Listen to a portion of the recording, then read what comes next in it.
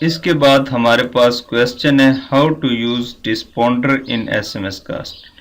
तो अब हम देखेंगे कि रिस्पॉन्डर के ऑप्शन को किस तरह से यूज करते हैं। तो मैं एसएमएस कास्टर को ओपन करता हूं। तो ये देखें यहाँ पे हमारे पास ये रिस्पॉन्डर का ऑप्शन है। तो जैसे ही मैं इस पे क्लिक करता हूँ तो ये देखें इस तरह से हमारे पास विंडो शो हो रही है और यहाँ पे लिखा हुआ प्लीज़ ऐड कीवर्ड और अनएबल एक्सटर्नल फाइल। तो इसमें हम एक्सटर्नल फाइल भी यूज़ कर सकते हैं। तो रिस्पॉन्डर का जो ऑप्शन है ये हम इसलिए यूज़ करते हैं कि जो यूज़र हमें मैसेज सेंड करे तो उनको ऑटोमेटिकली एक रिप्लाई चला जाए। तो उसके लिए हम यहाँ पे कीवर्ड्स टाइप करते हैं और उनका रिस्पॉन्ड मैसेज जो है वो भी हम यहाँ पे टाइप कर देते हैं। तो अगर हम मौजूद नहीं है तो ऑटोमेटिकली उनको जो रिप्लाई है वो चला जाएगा।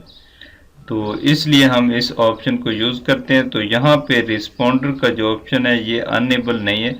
तो यहाँ पे हमारे पास ये ऑप्शन है अनेबल्ड का। तो यहाँ पे जब हम क्लिक करेंगे तो ये देखिए रिस्पॉन्डर अनेबल्ड। तो रिस्पॉन्डर का जो ऑप्शन है ये अनेबल हो चुका है। इसके बाद यहाँ पे हमने अपने कीवर्ड टाइप करने। तो यहाँ पे मैं न्यू पे क्लिक करूँगा तो ये देखें ये स्क्रीन हमारी हाईलाइटेड हो चुकी है।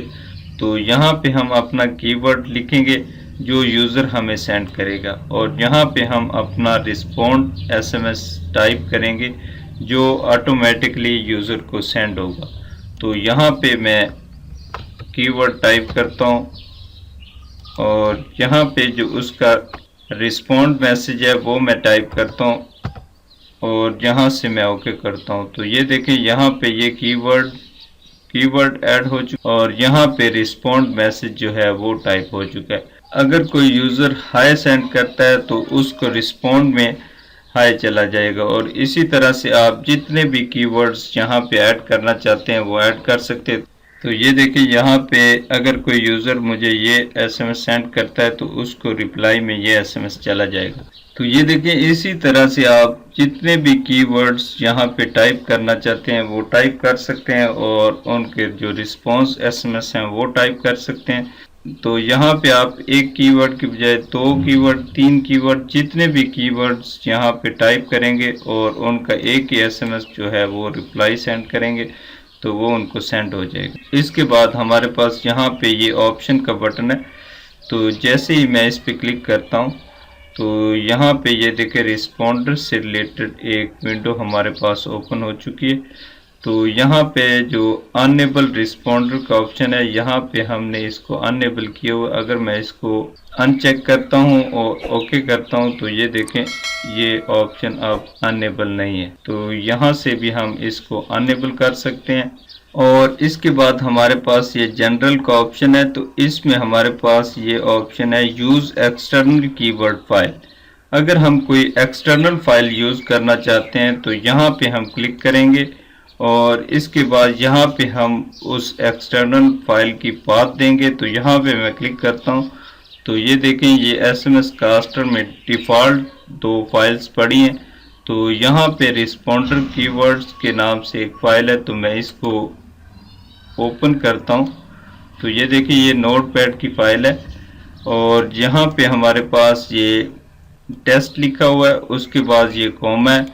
तो इसका मतलब है कि ये हमारा कीवर्ड है। कॉमा के अंदर जो वर्ड होगा वो हमारा कीवर्ड होगा और यहाँ पे स्पेस देने के बाद टेस्टिंग लिखा हुआ है और फिर कॉमा, ये 2 हमारे कीवर्ड्स हैं।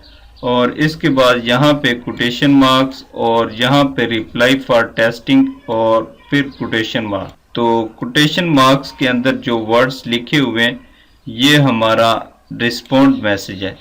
तो अगर मैं यहाँ पे इसको चेंज करना चाहता हूँ टेस्टिंग की बजाय यहाँ पे मैं हाई लिखता हूँ और इसका रिप्लाई एसएमएस भी मैं हाई लिख देता हूँ। और इसी तरह से इस टेक्स्ट को कॉपी करें और यहाँ पे कंट्रोल V।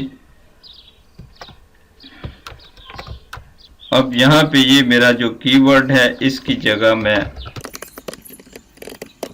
तो ये देखिए यहाँ पे मैंने कुछ कीवर्ड्स टाइप किए हैं। यहाँ पे ये हमारा कीवर्ड है और यहाँ पे ये इसका रिस्पॉन्ड है और इसी तरह से यहाँ पे एक कीवर्ड है और यहाँ पे उसका रिस्पॉन्ड है, और इसी तरह से यहाँ पे इसका कीवर्ड है और ये रिस्पॉन्ड, और इसी तरह से आप जितने भी कीवर्ड्स इस फाइल में ऐड करना चाहते हैं वो कर सकते हैं।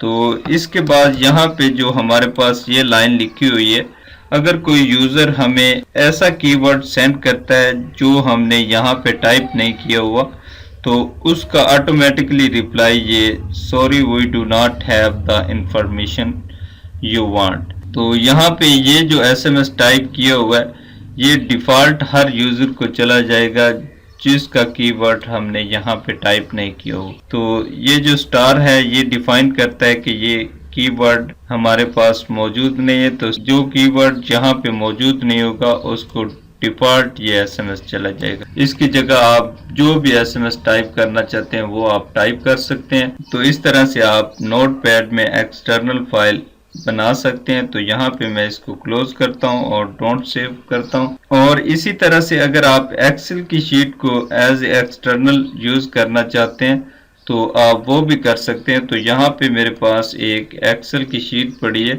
तो मैं इसको ओपन करता हूँ।